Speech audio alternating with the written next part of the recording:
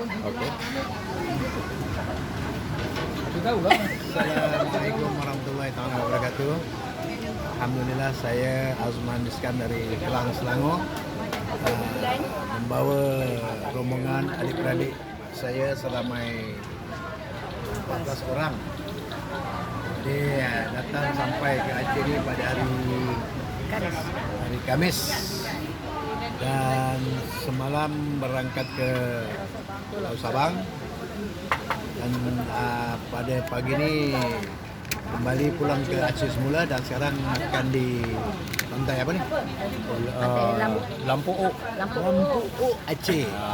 Jadi apa yang dapat saya simpulkan selama 3 hari ini, pertamanya dari sudut perkhidmatan layanan lah, staf yang menanti saya di pelabuhan JT Ferry kemarin yang diketuai saudara Amar dan pemandu siapa nama itu? Pak We. Jadi selama Pak We seharian. Jadi pertamanya untuk staf saya ucapkan banyak-banyak terima kasih lah. Very friendly. Very friendly. Jadi apa segala kebutuhan kami cuba dipenuhi. Jadi kami berpuas hati. Dan juga dengan keadaan hotel menginap disediakan oleh Pak Jekar rasanya memuaskan. Tidak ada apa-apa masalah, tidak ada apa-apa kekurangan dalam bilik tersebut. Semua okey. Dan sampai juga di Pulau Sabang pada pagi semalam. Sampai saja di terminal Feri Sabang disambut dengan Abang Zul dengan seorang lagi siapa namanya? Tak tahu lah. Jadi begitu jugalah dia punya Jekar punya staff ni menanti kita, kita dan melayan kita sehingga pada pagi tadi memang tambah kali kalau ikut jadual on time. Kerana kita belum sampai pemandu semua dah tunggu kita.